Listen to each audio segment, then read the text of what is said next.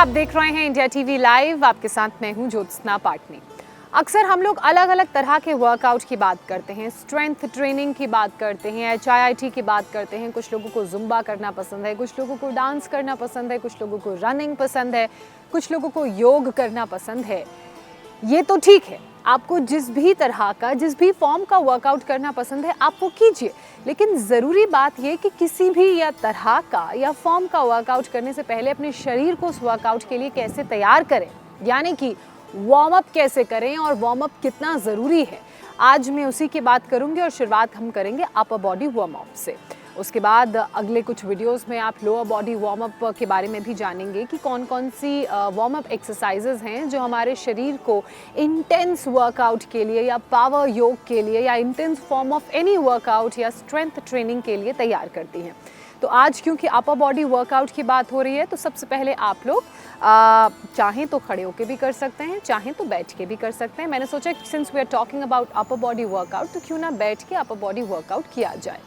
तो आप पद्मासन, सुखासन, वज्रासन में बैठ सकते हैं। आप चाहें अगर आप कंफर्टेबल हैं तो आप खड़े भी हो सकते हैं। उसके बाद आपने सबसे पहले क्या करना है, अपनी रिस्ट का, अपनी फिंगर्स का वर्कआउट करना है। तो उसके लिए आप अपने हाथों को अपने सामने ऐसे प्लेस कर लीजिए और जैसे हम किसी बॉल को प्रेस करते हैं ना, वो जो कुशनी बॉल्स होती हैं, उसी तरह से आपने अपनी फिंगर के मूवमेंट को रखना है। आपने अपना फिस्ट क्लोज करना है टाइट, फिर फिस्ट ओपन करना है,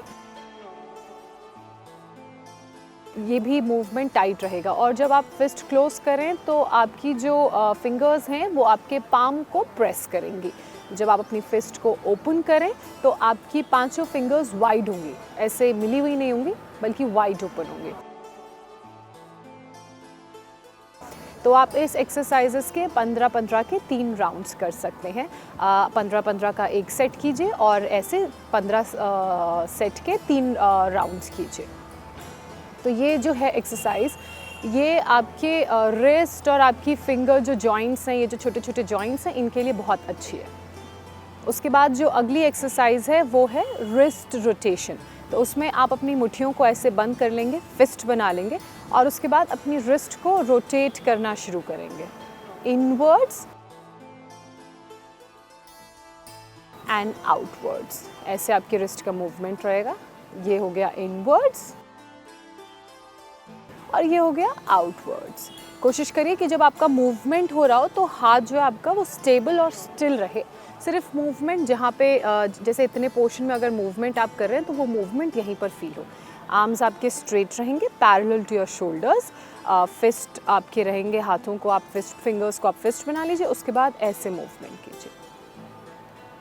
ये भी आप 15-15 के 3 सेट कीजिए, from one side and then from another side. दोनों तरफ से मूवमेंट बहुत ज़रूरी है। इसके बाद जो अगली एक्सरसाइज आपने करनी है अपनी अपर बॉडी को वार्म अप करने के लिए वो है आपके हैंड्स की प्लेसमेंट। ऐसे पहले आप अपने हाथ सीधे रखेंगे, उन्हें ऐसे ऊपर ले जाएंगे। उसके बाद हाथों को ऐसे नीचे करेंगे। ये आर्म्स आपके शोल्डर के पैरेलल रहेंगे, उसमें मूवमेंट नहीं होगी। ये आपके पास रिस्ट में मूवमेंट होगी। जैसे आप कुछ इंटेंस वर्कआउट करते हैं, जैसे अगर मैं योग की बात करूं, आप मयूरी आसन करते हैं, पीकॉक पोज करते हैं, या फिर आप कई बार 4 आर्म स्टैंड करते हैं, या कई बार आप लोग हैंड स्टैंड करते हैं। तो उसके लिए हर एक पार्ट में स्ट्रेंथ, फ्लेक्सिबिलिटी, मोबिलिटी होना बहुत ज़रूरी है। तो ये जो वार्म अप हैं ये आपको स्ट्रेंथ देंगे, फ्लेक्सिबिलिटी देंगे, साथ ही मोबिलिटी देंगे, रीच आपकी बढ़ेगी।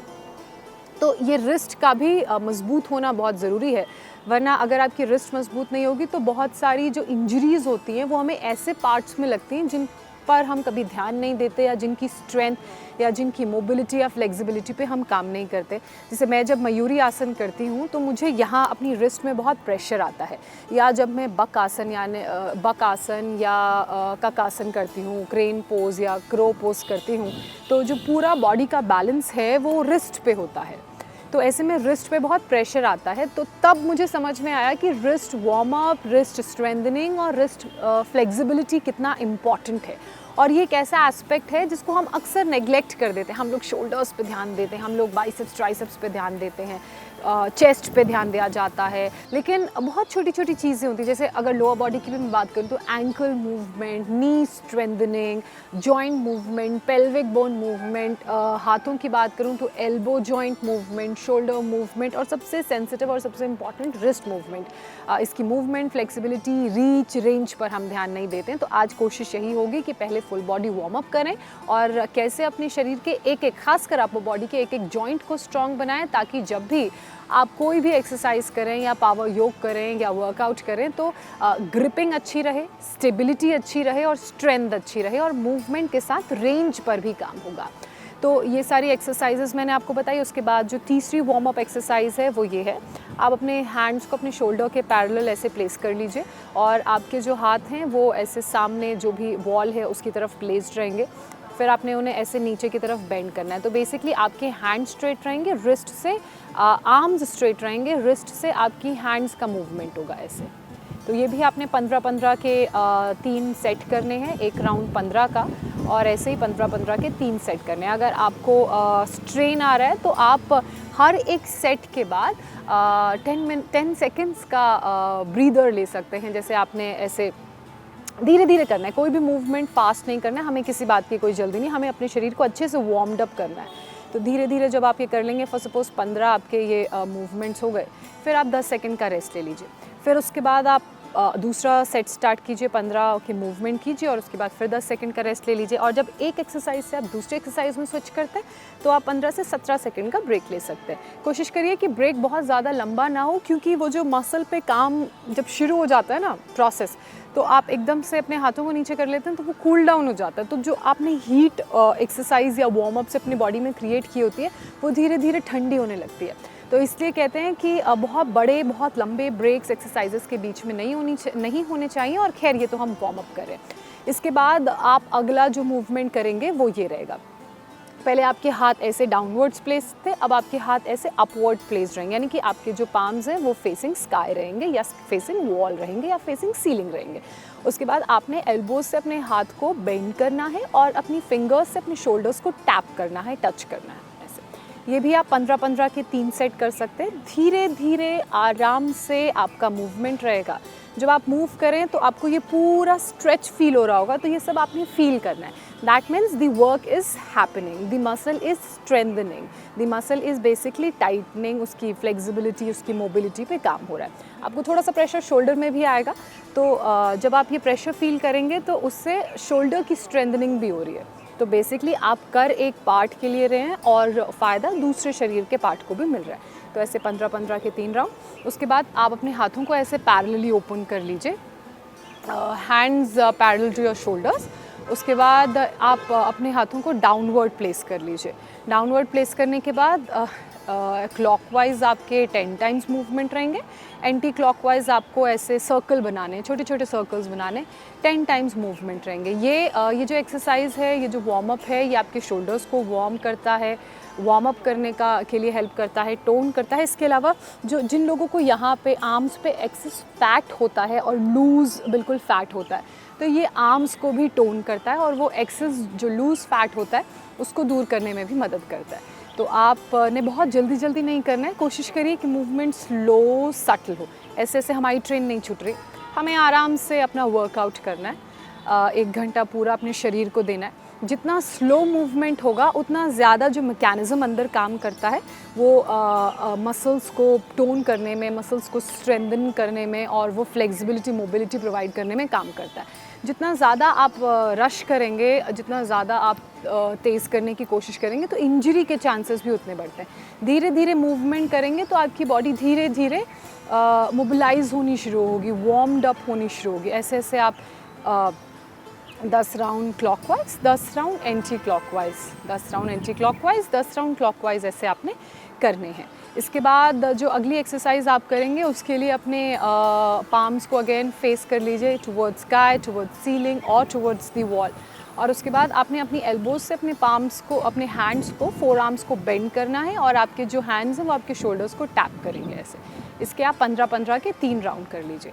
और जैसा कि मैंने पहले आपको बताया, आप बीच में जब आप एक सेट कंप्लीट कर लेते हैं तो 10 सेकंड का ब्रेक लीजिए और जब आप एक पूरा 3 सेट एक्सरसाइज का कंप्लीट कर लेते हैं तो आप 15 से 17 सेकंड का ब्रेक ले सकते हैं। बॉडी का जो हीट आप प्रोड्यूस कर रहे हैं वार्म अप में, बस वो हीट कूल डाउन ना हो, इस बात का आपने ध्यान रखना है। इसके बाद जो अगली एक्सरसाइज आपने करनी है उसके लिए again open your hands, shoulders के पैरेलल रहेंगे। उसके बाद आपने अपने एल्बोज़ को बेंड करना है। आपके जो हैंड्स हैं आपके शोल्डर्स को टच करेंगे, ऐसे ग्रिप जो है वो फर्म रहेगी। उसके बाद ये मूवमेंट होगा, सर्कुलर मूवमेंट होगा। तो ये पूरे इस जॉइंट के लिए हेल्प करता है, इस जॉइंट को लूज़न अप करता है, वार्म अप करता है, ताकि आपकी जो रेंज है मोशन की, मूवमेंट की, वो देखिए पूरी रेंज बढ़े। ऐसे ऐसे आपने पूरा मूवमेंट करना है। आप इन दोनों को साथ कीजिए, क्योंकि ये जो एक्सरसाइज है इसमें आपने full range, full reach, full motion पर हम काम कर रहे हैं। तो आप दोनों साइड आप करेंगे, क्लॉकवाइज आप करेंगे, एंटी क्लॉकवाइज आप करेंगे। तो 10-10 के 3 सेट आप क्लॉकवाइज कर लीजिए या एंटी क्लॉकवाइज कर लीजिए, फिर 10-10 के 3 सेट आप एंटी क्लॉकवाइज या फिर ऐसे क्लॉकवाइज कर लीजिए। इसके बाद जो अगली एक्सरसाइज है वो भी शोल्डर से ही जुड़ी हुई है। उसके लिए क्या करना है, उसके लिए सबसे पहले अपने दोनों हाथों को ऐसे अपने शोल्डर के ऊपर प्लेस करिए। आपके हाथ ऐसे वाइड ओपन रहेंगे। फिर आपने अपने हैंड से अपने फोर आर्म्स को ऐसे होल्ड करना है। अगर मोबिलिटी है, फ्लेक्सिबिलिटी है तो आप अपने फोर आर्म्स होल्ड कर सकते हैं। अगर थोड़े से स्टिफ हैं आपके शोल्डर्स और उसी की स्टिफनेस को दूर करने के लिए आप काम कर रहे हैं, तो आप ऐसे अपनी फिंगर से फिंगर होल्ड कर सकते हैं, ऐसे ग्रिप बना के। आप चाहें तो ऐसे ग्रिप बना सकते हैं या फिर आप चाहें तो ऐसे अपने रिस्ट को होल्ड कर सकते हैं। उसके बाद आपने इन्हें मूव करना है ऐसे, इस तरह से आपका पूरा मूवमेंट रहेगा। तो जब आपका राइट एल्बो ऊपर की तरफ आएगा और लेफ़्ट एल्बो नीचे की तरफ प्लेस्ड होगा तो आपको ये पूरा स्ट्रेच फील हो रहा होगा। तो ये बेसिकली इस पूरे एरिया में काम करता है, इंक्लूडिंग द स्कैपुलास। ऐसे आप जब ये एक्सरसाइजेस करेंगे, बेसिक छोटी छोटी एक्सरसाइजेस हैं लेकिन strengthening, particular part of body की स्ट्रेंथनिंग के लिए बहुत अच्छी है। तो जब आप ये एक्सरसाइजेस करेंगे तो वो प्रेशर, वो स्ट्रेच, वो मूवमेंट आपको फील होगा। और अगर ये मूवमेंट आपको फील होगा तो आपको ये भी फील होगा कि ये कैसे और किस पार्ट पे वर्क कर रही हैं। अगेन 15-15 के 3 सेट आप इसके करिए। हर एक सेट के बीच में 10 सेकंड का ब्रेक, और जब 3 सेट्स पूरे हो जाए तो एक एक्सरसाइज से दूसरी एक्सरसाइज के बीच जाने के लिए आप 15 से 17 सेकंड का ब्रेक ले सकते हैं। अब जो अगली एक्सरसाइज मैं आपको बताने जा रही हूँ उसमें आपका जो हैंड का रीच है, वो मूवमेंट है, वो थोड़ा ऊपर की तरफ होगा, लेकिन जो पूरा काम होगा वो आपके साइड्स पर होगा।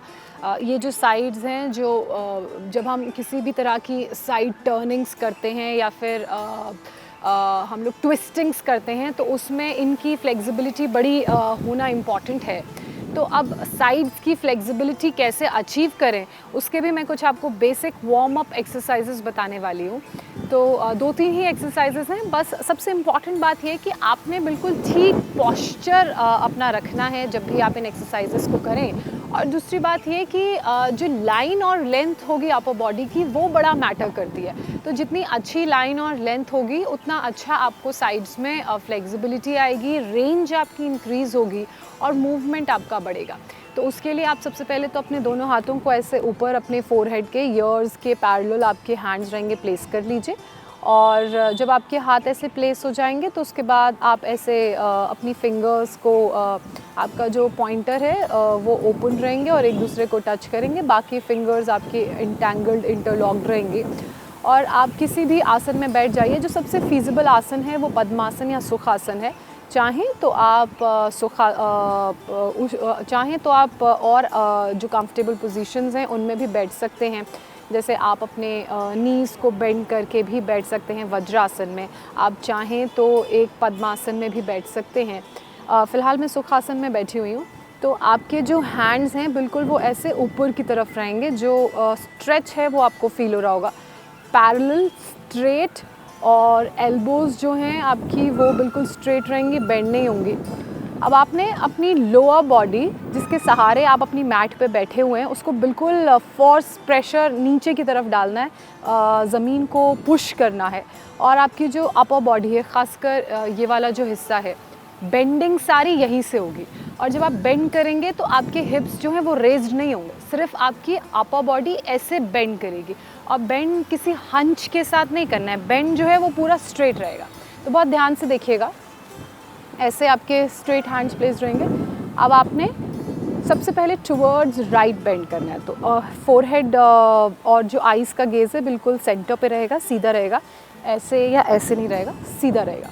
और जब आप बेंड करेंगे तो जो सबसे ध्यान देने वाली बात है वो ये कि आपकी जो टेल बोन है वो बिल्कुल स्ट्रेट रहेगी। तो ऐसे अब आप इस पोजीशन में आ जाइए। उसके बाद जब आप बेंड करें तो आपका फोरहेड, आपकी नेक, आपके शोल्डर्स, आपकी टेल बोन, आपके साइड्स पूरे बेंड करेंगे, और हिप जो है वो प्लेस्ड रहेगा फ्लोर पे, दोनों जो हिप्स हैं वो फ्लोर को टच करेंगे। ऐसे करके आपने बेंड करना है, उतना ही जितने में आप कंफर्टेबल हो। जब हम इस तरफ राइट की तरफ बेंड करते हैं तो प्रॉब्लम क्या होती है, ये वाली एल्बो मुड़ने लगती है। तो कोशिश करनी है कि ये एल्बो ना मुड़े, ये एल्बो स्ट्रेट रहे, तभी वो स्ट्रेच आपको इस तरफ पूरा फील होगा। अगेन से लाइक दिस।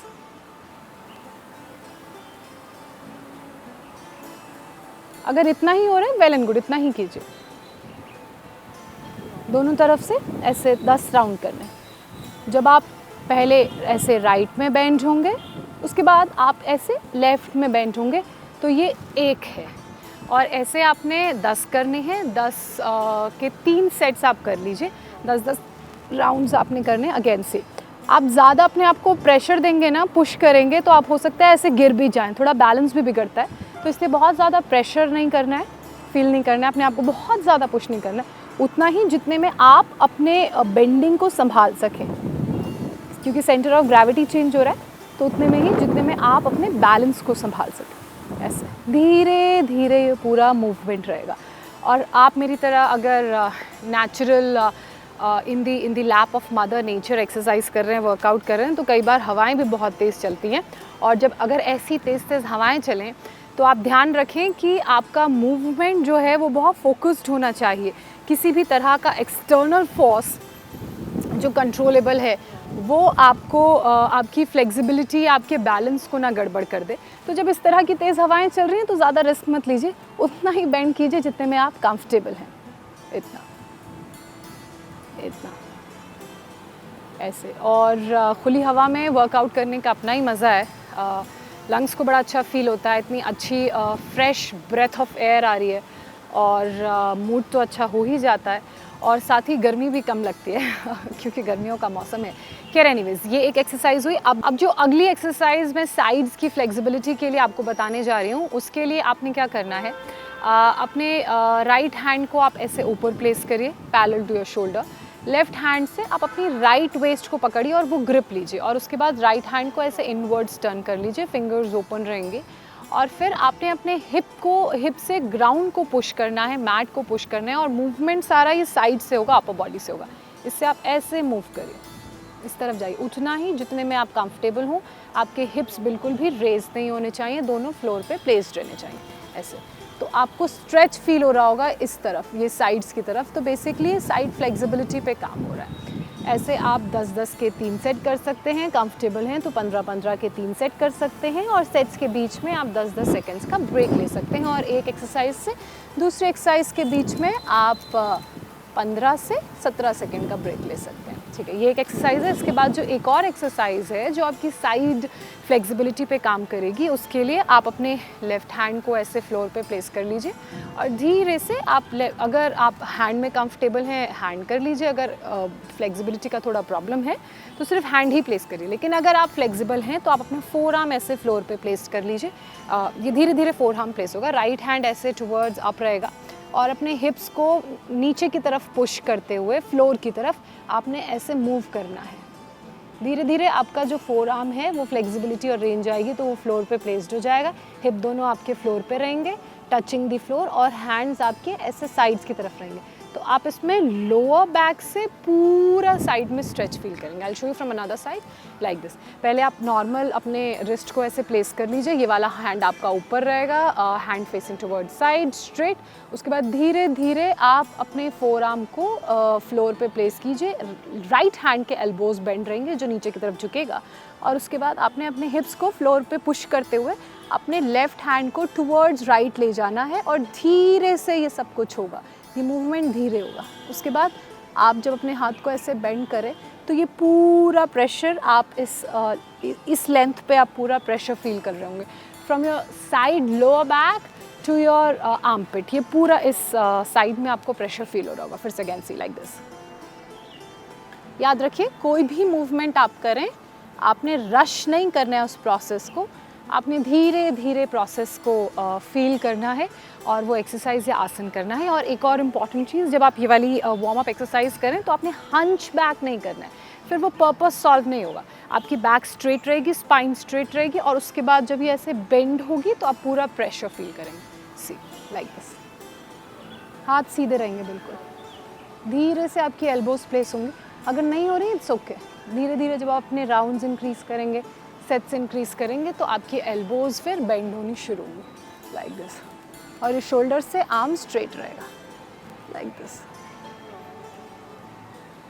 गेज आप चाहें तो ऊपर की तरफ कर सकते हैं या साइड की तरफ कर सकते हैं या सामने सेंटर की तरफ कर सकते हैं ऐसे। तो ये जो सारी अपर बॉडी एक्सरसाइजेस हैं, these are very good warm up exercises. Plus जब आप कोई भी एडवांस आसन या कोई भी एडवांस फॉर्म ऑफ एक्सरसाइज करते हैं तो उसके लिए आपकी बॉडी को बहुत अच्छे से प्रिपेयर करते हैं। आपकी बॉडी में जो मोबिलिटी और रेंज के लिए जो लिक्विड काम करता है, जिसकी वजह से रेंज और मोबिलिटी अच्छी होती है, उसके भी जनरेशन में काम करते हैं। और बेसिकली किसी तरह की इंजरी आपको वर्कआउट करने के टाइम पे ना हो, उसमें भी बहुत हेल्पफुल हैं। तो इसी तरह की और वीडियोस के लिए देखते रहिए इंडिया टीवी लाइव। फ़िलहाल आज के इस वीडियो में इतना ही, दीजिए मुझे इजाज़त। नमस्कार।